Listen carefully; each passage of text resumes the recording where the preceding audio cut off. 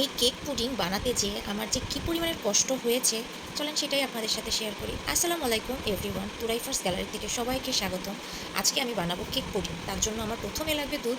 যেহেতু বনশ্রীতে খুবই গ্যাসের সমস্যা, আমি রাইস কুকারে দুধ জ্বালাই কম করে ফেলেছি এবং একটা পাত্রে আমি 2টা ডিম দিয়ে তার মধ্যে চিনি, ভ্যানিলা এসেন্স দিয়ে ভালোভাবে এটাকে ব্লেন্ড করে নিব চিনিটা গলা পর্যন্ত। চিনিটা গলা কমপ্লিট হয়ে গেলে এর মধ্যে দুধ জাল দিয়ে রেখেছিলাম সেটাই দিয়ে দিব। আপনারা কম বেশি সবাই পুডিং বানাতে পারেন, পুডিং বানানো খুবই সহজ, এটা সবাই পারবে।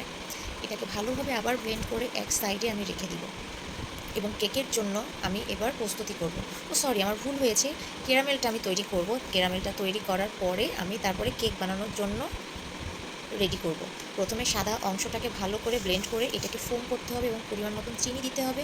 অবশ্যই চিনিটা ভালোভাবে গলে আসলে তার মধ্যে ডিমের কুসুম দিতে হবে, ভ্যানিলা এসেন্স দিতে হবে এবং পরিমাণ মতন সয়াবিন তেল দিতে হবে।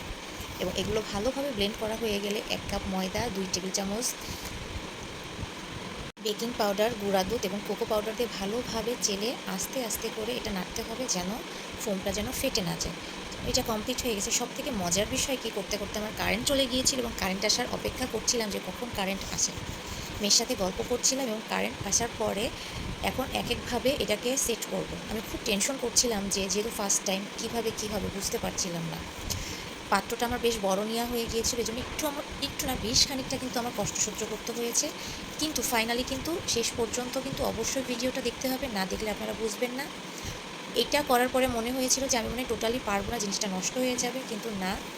এবং রাইস কুকারে আমি পানি ফুটানোতে দিয়েছি এবং ফুটানো হয়ে গেলে এর মধ্যে একটা স্ট্যান্ড দিয়েছি। দেওয়ার পরে ওই ডিম পুডিংয়ের পাত্রটা দেওয়ার পর এটা ঢেকে রেখেছি প্রায় 40 মিনিটের মতো। ভেবেছিলাম কি মনে হয় হবে না, কিন্তু এটা খোলার পরে আমি ফুল সারপ্রাইজ হয়ে গিয়েছি। আলহামদুলিল্লাহ, খুব ভালোভাবে জিনিসটা হয়েছে এবং 2 লেয়ারে খুব সুন্দরভাবে সেট হয়েছে। আমার মেয়ে তো পাশে বসে ভীষণ অপেক্ষা করছে কখন হবে। আমিও বুঝি নাই যে এই জিনিসটা আলহামদুলিল্লাহ এত ভালো হবে আমার। আমি যদি পাত্রটা আরেকটু ছোট দিতাম তাহলে লেয়ারটা আরেকটু উঁচু উঁচু হলে দেখতে ভীষণ ভালো লাগতো, খেতে কিন্তু খুব টেস্ট হয়েছে। আপনারা একবার ট্রাই করে দেখতে পারেন। ধন্যবাদ।